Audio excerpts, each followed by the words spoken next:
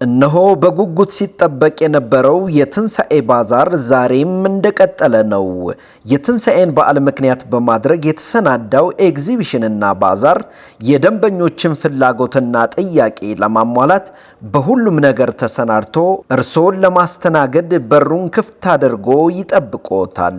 ባዛሩም ለተከታታይ 3 ቀናት የነበረ ሲሆን የክቡራን ደንበኞች ፍላጎትና ጥያቄ ይቀጥልልን ይደገምልን በተባለው መሰረት ከጠዋቱ 2 ሰዓት እስከ ቀኑ 11 ሰዓት በጎተራ አዳራሽ ክፍት ሆኖ ይጠብቆታል። በባዛሩ ላይ የተለያዩ የሥራ ተቋማት ምርትና አገልግሎታቸውን ይዘው ይጠብቆታል። እምነ የሕፃናት ማቆያ፣ ዘአነ ግብርና የተለያዩ የግብርና ምርት ውጤቶችን ጤፍ፣ እንቁላል፣ ዶሮ፣ በግና አትክልት የመሳሰሉትን ይዞ ይጠብቆታል። ቤተ ጣዕም ባልትና ግሩም ጣዕም ያላቸውን የባልትና ውጤቶች፣ ቅመማ ቅመሞች፣ አይብ፣ እርጎ፣ ዳቦ ቆሎ፣ እንጀራ ይዞ ይጠብቆታል። ኮነ የተለያዩ የቆዳ ምርት ውጤቶችን አሰናድቶሎታል። ሴሞ የሀገር ባህል ልብስ ቤት ባህላዊና ዘመናዊ አልባሳትን ለሕፃናት ለወጣቶችና ለአዋቂዎች ያቀርብሎታል።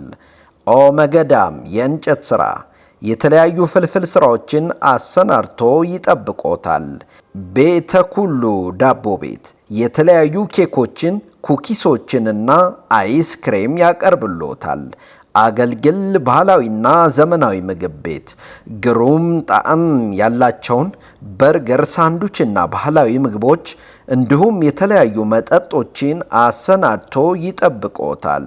የትንሣኤ ባዛርን ምክንያት በማድረግ እስከ ዋዜማው ድረስ ሁሉም ሰው የተጋበዘበት መርሃ ግብር ሲሆን ወዳጅ ዘመዶን ይዘው በመምጣት የመርሃ ግብሩ ተሳታፊ እንዲሆኑ ጋብዘኖታል።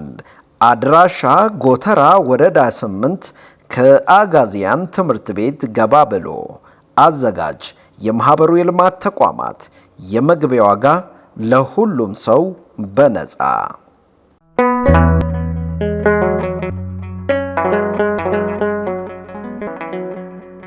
ዘኢትዮጵያ